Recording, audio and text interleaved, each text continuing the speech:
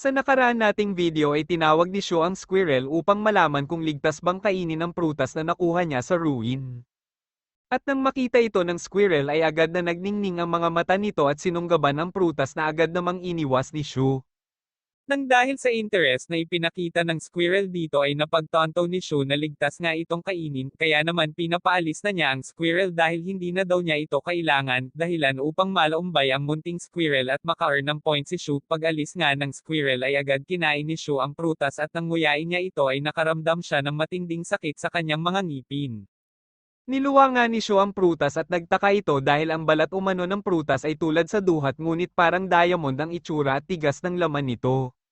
Gayunpaman ay nilunok na lang ito ni Shu, ngunit matapos niya itong lunukin ay nakaramdam siya ng matinding sakit habang napapalibutan ito ng kakaibang aura o enerhiya.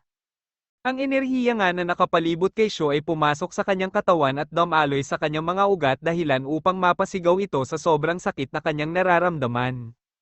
Habang nanunood nga si Xiaoyu ay narinig niya ang ingay kaya naman tinignan nito si Shu. Dito ay nakita niya si Shu na walang malay habang patuloy na dumadaloy ang kakaibang enerhiya sa katawan nito.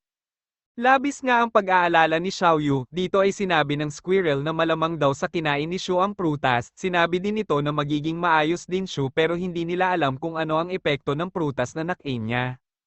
Agad namang binasa ni Xiaoyu ang towel at pinupunasan nito si Shu habang nakahiga at namimilipit sa sakit. Sa consciousness nga ni Shu ay nasa ilalim siya ng tubig at patuloy na lumulubog hanggang sa lumabas ang isang babae na may anyong tubig kung saan pilit niyang pinapatulog si Shu at hinihila pa ilalim sa karagatan at sinabi pa nga ng babae na may anyong tubig na sa ilalim ng karagatan na babagay si Shu.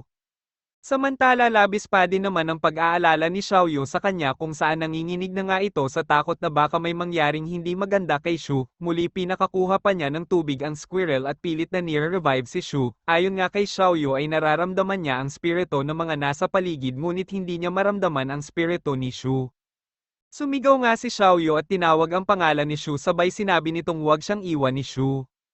Nagumising naman sa kanyang consciousness at sinabi nga ni Shu na dapat siyang makabalik, may nagliwanag nga na isang bagay sa dibdib ni Shu, kasabay nito ay pinipilit niyang lumangoy upang makaahon sa tubig habang tinatawag ang pangalan ni Xiaoyu, ngunit pilit pa din siyang pinipigilan ng anyong tubig na babae, at dahil sa nahihirapan na ito sa pagpigil kay Shu ay nilabas niya ang tunay niyang anyo upang tuluyang mailubog si Shu sa kailaliman ng karagatan.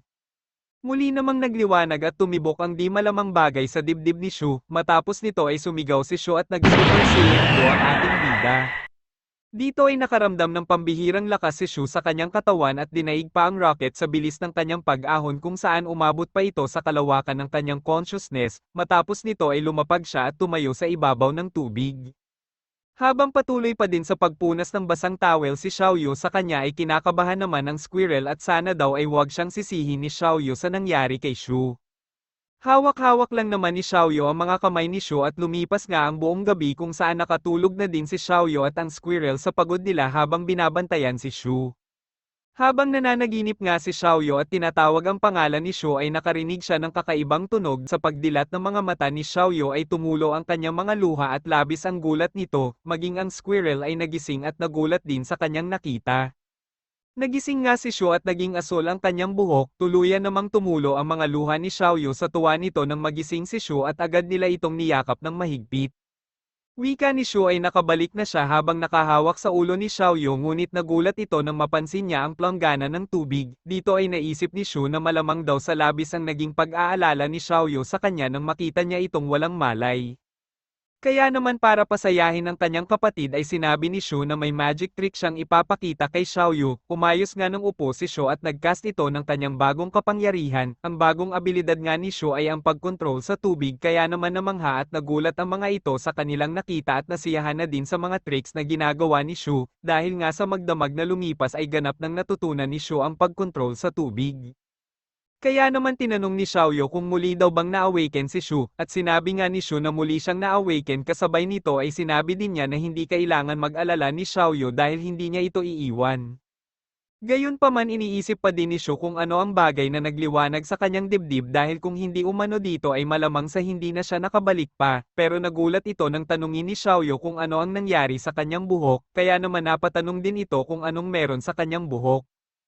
Kinuha nga ni Xiaoyu ang salamin at tinutok ito sa mukha ni Shu, naglodeng nga ang utak ni Shu nang makita niya ang kanyang itsura sa salamin at matapos ang ilang sandali ay Yo! Yo, holy shit, he dead! ito, dahil ang kanyang buhok ay naging makintab na asul. Habang hindi pa din makapaniwala si Shu sa kanyang itsura ay kinakantahan lang naman siya at inaasar ni Xiaoyu, sinabi pa nga nito na isa na siyang avatar, pero sinabi ni Shu na buhok lang niya ang asul hindi ang kanyang balat kaya siya ay Saiyan Blue lamang. Ayon kay Shu ay epekto ito ng water element at mukha naman daw na nawawala din ito at malamang sa babalik din sa dati ang kulay ng kanyang buhok. Gayunpaman ay inutusan ni Shu si Xiaoyu para bumili ng pangkulay sa kanyang buhok nang makabili nga si Xiaoyu ay agad niya itong kinulayan pero sa hindi malamang dahilan ay pigil na pigil ang tawa ni Xiaoyu sa kanyang tabi. Sa inis nga ni Shu ay sinabi niya si Xiaoyu na tumigil na sa pagtawa at dapat daw ay matulog na siya dahil mamayang gabi ay siya naman ang pakakainin ni Shu ng prutas na mula sa ruin. Habang naiisip nga ni Xiaoyu ang nangyari kay Shu ay sinabi niya na hindi niya kakainin ng prutas na iyon, kaya naman masaya ang squirrel at sinabi nitong kung ayaw ni Xiaoyu ay siya na lang ang kakain. Dahilan upang magalit si Xiaoyu at manginig sa takot ang squirrel sa mga nanlilisik nitong mata, sabay dinampot ang squirrel at pinaglaruan ito. Samantala habang patungo naman si Shu sa kanilang pwesto upang magtinda ay sinubukan niyang gamitin ang bagong abilidad niyang water element at sinabi nga nito sa kanyang sarili na hindi na niya kailangan pa ng washing machine. Matapos nito ay sinubukan ni Shu ang lakas ng bago niyang abilidad pero maliit lamang ang naging pinsala na nagawa nito dahil mahina pa ang kanyang water element. Sa kabilang banda ay tinuturing din na pinakamababang uri ng abilidad ang water element kumpara sa ibang elemento, ngunit malaking bagay naman daw ito para kay Shu kung sakaling magkakaroon ng marine combat o labanan sa tubig o karagatan, dahil kaya naman daw niyang makipaglaban kahit wala ang water element niya ay tinuturing na lamang niya itong add-on o bonus na abilidad. Pagdating sa kanilang pwesto ay nagulat ito nang tanungin siya kung nagkulay daw ba si Shu ng kanyang buhok, at nang makita nga niya ang kanyang sarili ay nagbalik ang asul na kulay nito. Habang nagtitinda nga siya ay dumaan ang mga schoolmate niya at kinukuhanan siya ng litrato ng mga ito at sinend pa nga nito ang litrato ni Shu sa kanilang group chat. Kaya naman hindi makapaniwala at kinukutya siya ng mga ito sinabi pa ng isa na matapos makuha ni Shu ang kanyang sahod ay ginamit niya lang ito para sa pagkulay ng kanyang buhok. Kaya naman hindi maipaliwanag ang reaksyon ni Shu sa mga nababasa niyang mensahe sa kanilang group chat. Matapos ang ilang sandali ay nag-text din si Li Yishao ang kanilang principal at sinabing bumalik sila sa paaralan sa ikapito ng gabi, kaya naman nalumbay si Shu dahil makikita siya ng mga kaklase nito na ganoon ang kulay ng kanyang buhok. Kasabay nito ay naisip ni Shu na dahil sa biglaan silang pinapatawag ay malamang daw sa magbubukas na ang ruin sa Yu Country, kaya naman kailangan niya daw itong paghandaan. Kinagabihan nga sa kanilang paaralan ay napukaw ni Shu ang atensyon ng lahat dahil sa matingkad na kulay asul na buhok ni Shu pero hindi niya naman pinapansin ang mga ito. Ang iba nga niyang kaklase ay napag-usapan pa siya at sinabi pa ng isa na dapat nang mag-quit si Shu sa Daoist class dahil ang tulad niyang E-rank ay kailanman hindi na ongat lalo at hindi naman daw nila ito nakikita na nag-e-ensayo bagkus ay ang pagkulay pa sa kanyang buhok ang pinagkakaabalahan niya. Pero sa isip-isip naman ni Shu ay sila ang mga mahihina at kung naalala nga daw ni Shu sa nakaraang ruin ay wala naman naging ambag ang mga ito, habang si Shu ay malaki ang naging ambag sa nakaraang ruin kung saan nakalaban pa niya ang isang B-rank, kaya naman hahayaan na lang daw niya ang mga tsismoso niyang kaklase. Habang naglalakad nga si Shu ay nakita siya ng isa sa mga teacher nila ito ay si Teacher Cynthia at nabalitaan nga daw nito na maganda ang naging performance ni Shu sa Salt Lake Ruin. At naputol nga ang usapan nila ng kanilang guro ng isa sa mga kaklase ni Shu ay tinawag ang kanyang pangalan at sinabi nito kay Shu na pag nakuha niya ang reward niya sa kanyang naging achievement sa ruin ay makakapag-breakthrough na ito sa D-rank. Kaya kung hindi daw pag-iigihan ni Shu ay malalagpasan na nito ang kanyang rank at magiging mas malakas na siya kay Shu, pero sinabi lang naman ni Shu na hindi nito kailangan makipagplastikan kay Shu dahil wala naman daw silang alam pa tungkol sa kanya. Tinanong nga ito ni Shu kung paano nila nasabing nagpapabeya siya sa kanyang pag-ensayo, wika din ni Shu na hindi naman magiging hadlang sa kanyang pag-ensayo ang kanyang buhok. Kaya naman natahimik at napahiya ang makong dahilan upang maka-earn ng points ang ating tropa. Dumating naman si Li Yishao at kinuha ang atensyon ng lahat. Dito nga ay sinabi ni Li Yishao na pinatawag niya ang lahat dahil may tatlong mahalagang bagay itong kailangan sabihin, na kinagulat naman ng lahat dahil ngayon lang nila nakitang nagsalita ng seryoso ang hip-hop nilang principal. Dito nga ay sinabi ni Yishao na ang unang announcement niya ay ang patungkol sa kanilang disiplina, dahil ang Dragnet umano ay nakatanggap ng report patungkol sa away o pag-aaway na nagaganap sa mga estudyante, kaya naman sinabi ni Yishao na sila ay parte ng Daoist class at meron silang responsibilidad katulad sa mga sundalo kung saan kailangan nilang protektahan ang kanilang bansa at mamamayan. Kaya dapat tigilan na daw nila ang pagiging isip bata at huwag sayangin ang oras nila sa pakikipag-away sa mga kaklase nila. Kasunod nito ay sinabi din ni Yishao na simula sa gabing iyon ang mga mababalitaan nilang mag-aaway ay maaring masuspende, at ang mga estudyante na ma-report ng ilang ulit o makasakit ng malubha sa mga kaklase nito ay tuluyang matatanggal sa kanilang paaralan, at kaakibat pa nito ang pagselyo sa kapangyarihan nito. Kaya naman tahimik ang mga ito habang si Sho ay iniisip na kung wala ngang magiging disiplina sa kanilang paaralan ay hindi sila makakabuo ng malakas na grupo, at dapat nga daw talaga na paghigpitan ng Dragnet ang mga estudyante dahil kung maliligaw ng landas ang mga ito ay maaari silang maging kalaban ng lipunan, lalo at madali lang para sa mga ito ang pagpatay sa mga ordinaryong tao. Ang pangalawang announcement nga ni Yishao ay bago umano magsimula ang entrance exam nila sa college, magtatayo ng 7 cultivation school ang Dragnet sa iba't ibang parte ng kanilang lugar, at ang admission umano ay magbase sa kanilang examination result kung saan ang mga estudyante na may mababang score ay diretso na nilang pagtrabahuin at hindi na i-cultivate ang mga ito.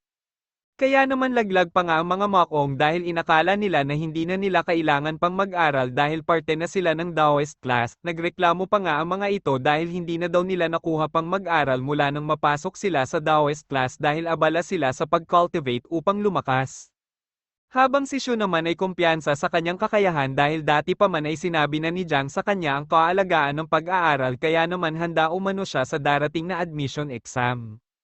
At dahil napag-usapan ng patungkol sa pag-aaral, naisip ni Shu na ang tubig daw ay maaring maging yelo, kaya iniisip nito kung kaya niya din daw kayang gawing yelo ang water element niya.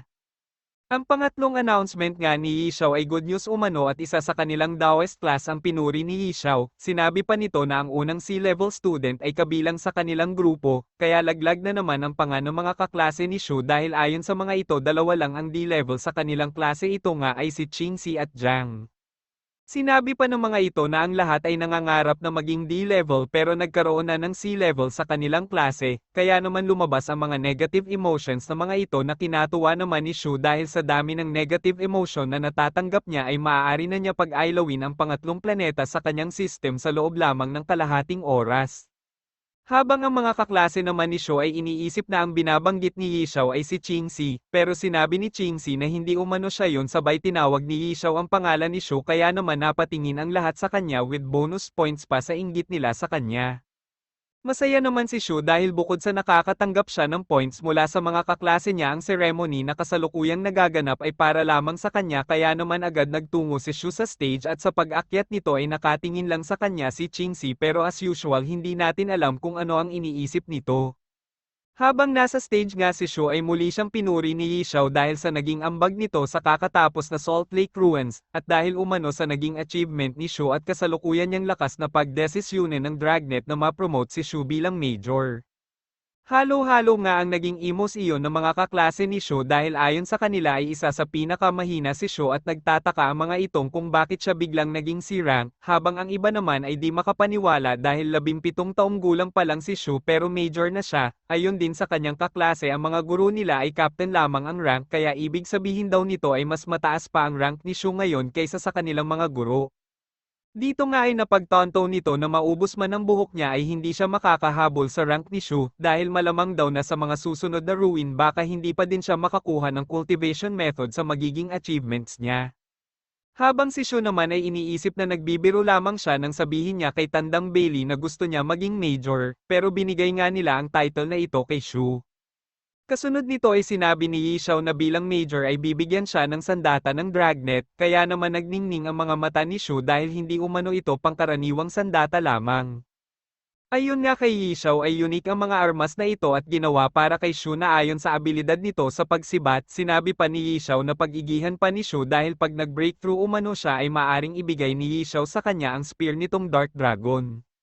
Pero nagdalawang isip din si Yishao dahil alam nito na kakaiba ang bilis ng pag-angat ng rank ni Shu, kaya sinabi na lang nito na bahala na kung maibibigay niya ito pag B-rank na si Shu.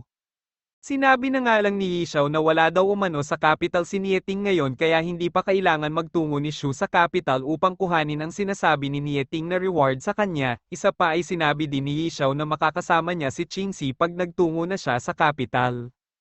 Napatingin nga si Shu sa Qingxi at iniisip kung bakit niya makakasama si Qingxi. Naramdaman din ni Shu na nasa final stage na ito ng D-rank at maari na mag-breakthrough sa C-rank anumang oras pero nagtataka si Shu dito dahil hindi naman daw nakatira si Qingxi sa Blessed Land pero mabilis ang progress nito sa pag-rank up. Ang tinuturing na Blessed Land ay ang mga lugar na may mataas at malakas na spiritual energy, kaya naman nasabi ni Shu sa kanyang sarili na literal na henyo si Qingxi.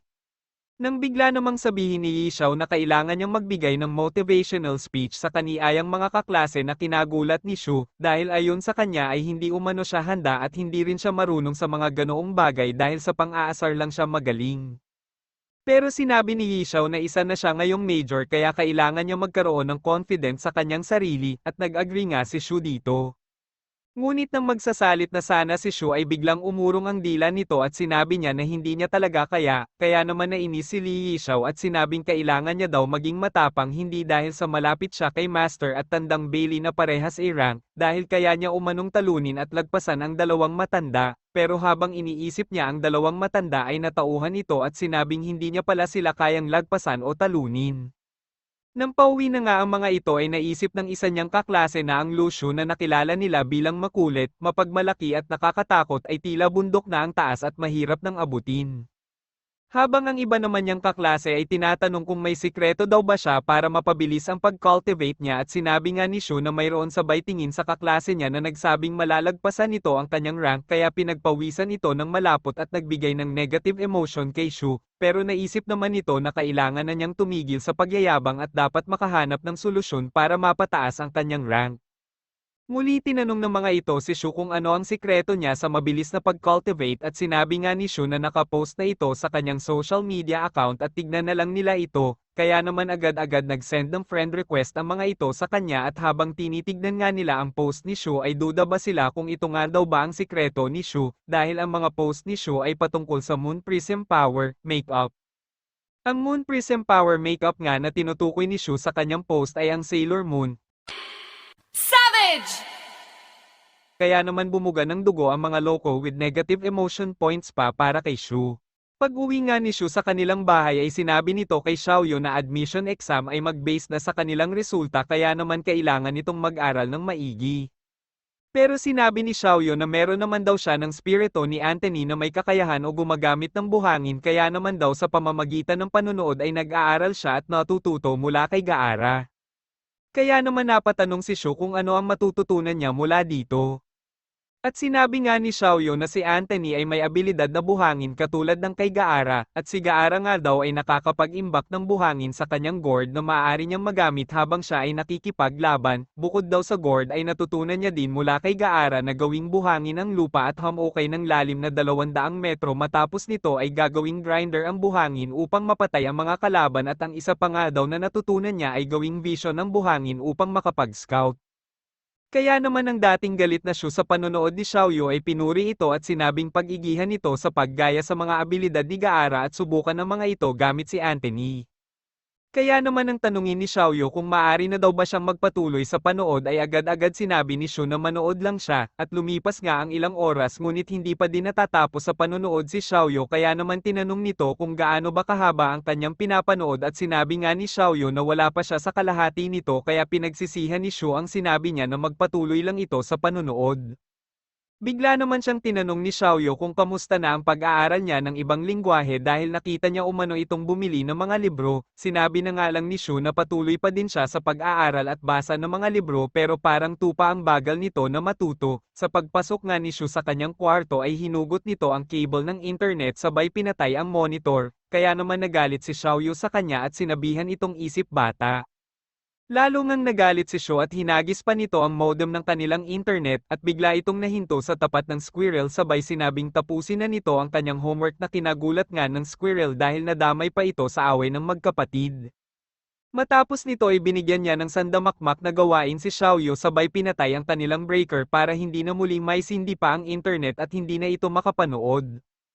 Kinabukasan ay binagsak ni Xiaoyu sa lamesa ang mga natapos nitong gawain na kinatuwa naman ni Shu dahil ang mga pinagawan niya dito ay ang mga natutunan niyang abilidad mula kay Gaara at habang binabasa nga ni Shu ang mga ito ay nasabi niya na madami ngang natutunan si Xiaoyu mula sa kanyang panunood kaya sinabihan niya si Xiaoyu na magpatuloy na ito sa panunood at hindi na niya ito pagbabawalan pa.